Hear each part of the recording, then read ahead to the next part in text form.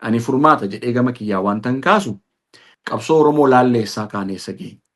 Itoophiyaan amma haalarra jirtu maal fakkaatti jenne.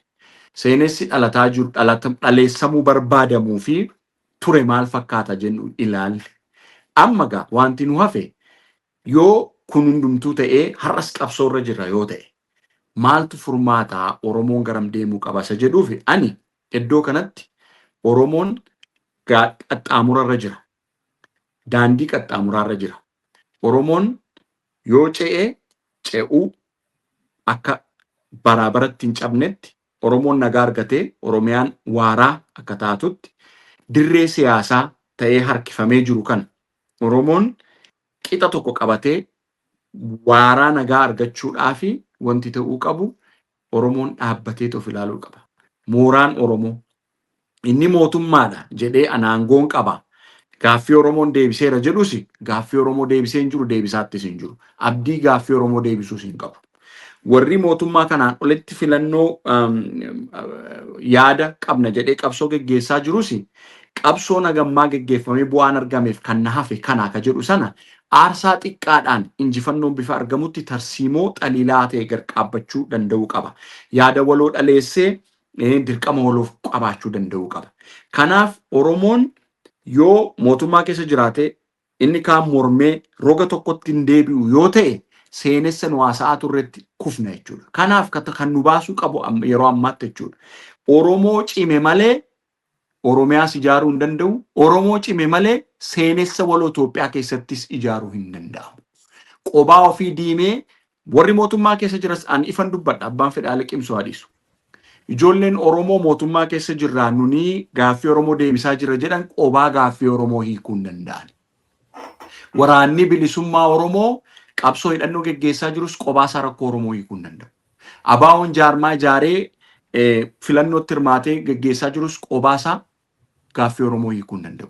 Gaaffiin Oromoo waloon hiikama waan ta'eef ilmi Oromoo qabsoo Oromoo bifatti amaneef bifa saagaletti qabsaa'aa jiru dhaabbatee bakka tokkotti dhufee of ilaalee seenessa waloo dhaleessinee Itoophiyaa keessatti gaaffii Oromoo deebisna yoo jedhes Oromoon arboomee yoo cime malee bu'aan qabu.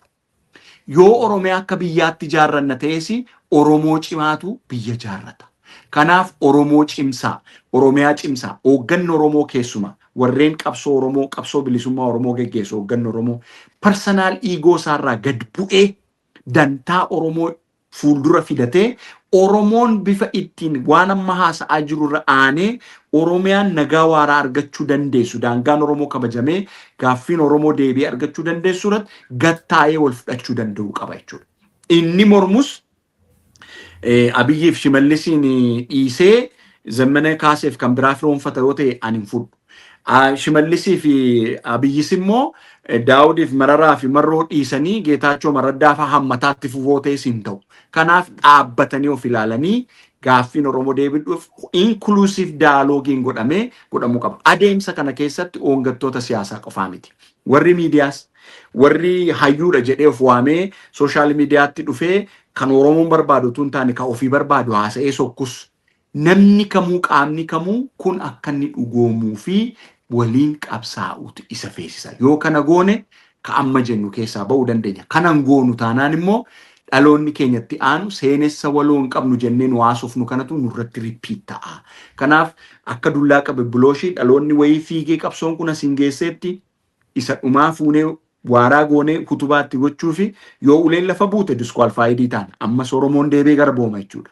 Kanaaf uleen akka lafa hin buune sirnaan walirraa fuudhameetu igginni itti godhamuu qabaa kan jedhuun kaasaa fayyaa ta'ee marii kana keessatti yaadin kaasa yaada kootii yaada qophii keetii miti yaada kiyyatti anumatu fannifama gaarii ta'etti cubbuu ta'etti sanumatu fudhatama.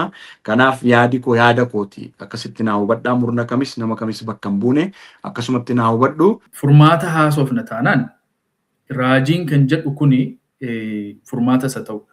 Mootummaa kana keessatti Oromoon gara seentariitti akka siqee hin beeku. Ijoollee Oromoo ta'an gaafa jedhu qol qarbiin isaanii yaada isaanii afaan isaanii waan hundumtuu keessa isaanii anaaf raajii gadi miti Oromummaan isaanii.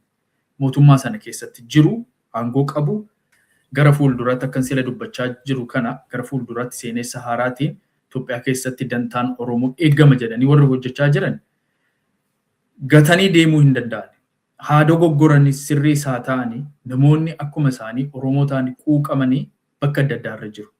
Isaanii wajjin gaaffii jiru, isaanii wajjin wal dhabdee jiru furuu irratti fookas gochuutu irra. Isa gattee karaan deemtu deebita booda deebi'uun kennu.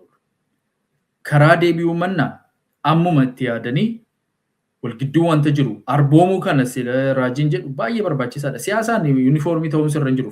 Faabrikaa tokkorraa hin baane saamunaa miti. Namadha addaddummaa siyaasaa qabda. Addaddummaa siyaasaa kee ispeektiramii irratti kaa'e. Ispeektiramii sana irratti ati leeft liiningiidha, ati immoo raayit liiningiidha. Uummanni isin gidduutti murteessu. Eenyutu aangoo fudhatu, eenyutu humnaa ta'u murteessu.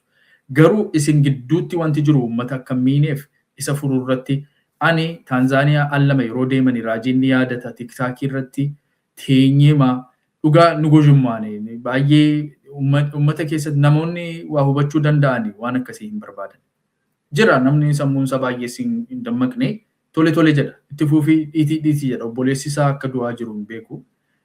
Garuu namni xinnoo hubatu ni beeka kuni nu miidhaa jira uummata keenya miidhaa jira. Rabbee dheenna waaqayyo dheennaan achitti deebi'anii ni furu jennee amanna. Ishee qawwee walitti qabatanii jiran kanatu anaaf naan ta'u furmaata waloo haa fidanii nagaa lamaanuu ni barbaadu nagaa gara nagaatti deemanii naan siyaasni adda adda haa ta'u arboomuun ni danda'ama. Biyya kana keessatti Oromoon kana booda saba cabuu danda'u dhiibamuu hin dandeenye cabuu hin dandeenye ta'ee of ijaaruu danda'a. Siyaasa mormii keessatti qaama ciccimaa qaba ABO'f KFO. Ijoollee hidhatan Oromiyaa daangaa saba isaanii eegan biyya isaaniis eeguu danda'an ijoollee cimoo qaba. Sammuudhaan advanced uummata ta'e. Egalitarian systemii keessaa baane democraticidha. Naturally it comes naturally to us democracy. Isa sana gara aadaa keenya gara eenyummaa keenyaatti deebinee ilaa filaameedhaan kana furreennaan sabni keenya Itoophiyaa keessatti miti Afrikaa keessatti fuuldura wanti dhaabbachuu danda'u hin jiru.